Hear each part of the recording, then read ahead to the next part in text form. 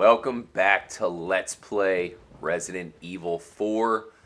It appears as if we are outnumbered here. They are coming from both angles. We have no choice but to head into this local house here. Looks pretty nice, all things considered. What do we have in here? We're not the only one in this house, it appears. It is Luis. Well, I see that the president's equipped his daughter with ballistics too. Oh, Rude. And I don't believe there's any relevance with Luis has a sense of humor, that's for sure. Oh, excuse me, Your Highness. Perhaps the young lady might want to introduce herself first before asking someone his name. Her name is Ashley Graham, the president's daughter.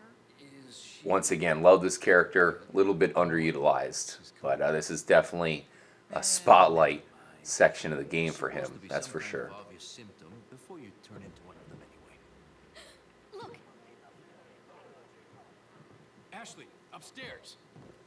And here we go. So I alluded to this part in the last episode here of the Let's Play. This is awesome. This is a section where you're going to have all these, not zombies, the ganados, closing in on the house. We have to quickly barricade everything up and try to collect the items as well if possible. Corey, this is probably the single most memorable point of the game for myself. This is epic, and like I said in the last part, I wish they would do this even a little bit more. Yeah, I mean, you got to use these shelves to your advantage, and basically yourself and Luis are just going to be trying to take these guys out as best as you can. I know that they can sneak in on you sometimes, and you'll end up being surrounded. Maybe at that point we could use some of the flash grenades that we have, which I'm not sure if any of these guys are going to be the ones that actually spring the big organism or whatever, the parasite, out of its head or not, but we got to remember that we have plenty of those flash grenades to use if we need. Yeah, we've got plenty of grenades in general, especially these incendiary grenades. Let's go ahead and use these. Definitely torch these zombies. Oh damn, it looks like they're coming from all angles. Just got hit. This is going to be pretty crazy to say the least. Let's go ahead and grab the shotgun for now. We do have some in. The shotgun's a great weapon to use to kill multiple zombies at once. It has that nice cone of, you know, of course, of attack range there that is perfect. As long as they're all standing in one area, not only does it attack multiple zombies, but it does in great power.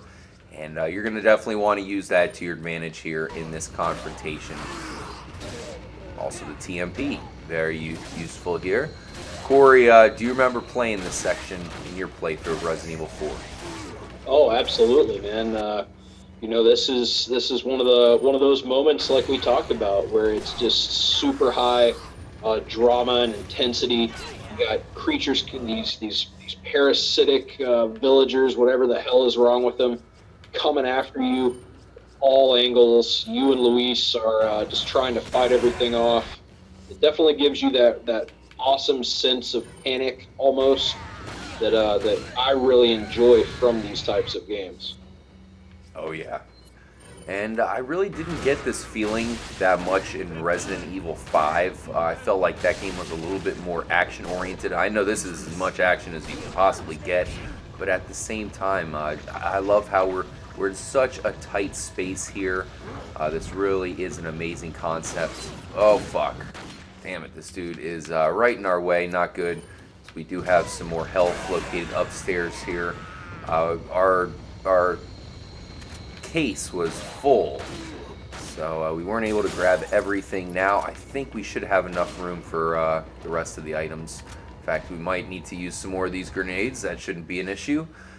We've already made it to this is pretty much the second part of this little mini mission, where we've moved upstairs. Oh damn it, just got hit in the face with, it looks like a pickaxe there, which means we have to use our last potion there, at least the last one combined. We do have a couple more herbs that we can combine. C-Dub, this is nuts. Yeah, most definitely. Um, I mean, like I said, you at this point you've got people coming from these windows as well as from downstairs. Clearly, our barricades downstairs have failed, and now it's just a matter of fighting these bastards off and staying alive. Yeah, I think we pretty much got it under control. Oh, fuck. Not another one of these things. Another flash grenade down the hatch.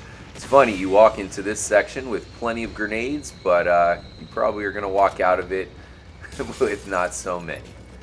Alright. Do we have them all dead? No, they're still coming. They're red. Their eyes are incredibly bloodshot. And it looks like we have this under control. It should be noted that Ashley is hiding, I believe, in the dresser right there in the corner. So you really don't have to worry about her at all, which is kind of nice for this section. I think if they kind of wanted to enforce the tension with her, they probably should have made her in this battle. Instead, we get Luis. Perhaps they could have just made Ashley use a gun for once. But instead, she hides. Don't have to worry about her at all. And we get a bit of a Terminator character here. He's not going to die, of course. I think, actually, he might die if he's surrounded by enough people. Could be wrong about that. I'm not sure. But I know if you shoot him enough times, I think you do get a game over. Yeah. Unfortunately, I used the wrong grenade against this guy. I probably should have used a flash grenade as he's still squirming about. There, he's dead. Oh, fuck. We're surrounded. Let's get the shotgun. Now, the one thing is, Corey, we've kind of talked about in this playthrough about the upcoming Resident Evil 7. Ah, fuck.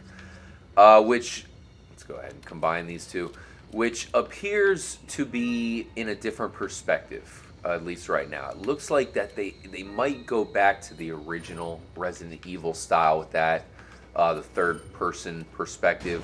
If they do that, do you think they could pull out or pull off something like this? It seems like something that really is best, you know.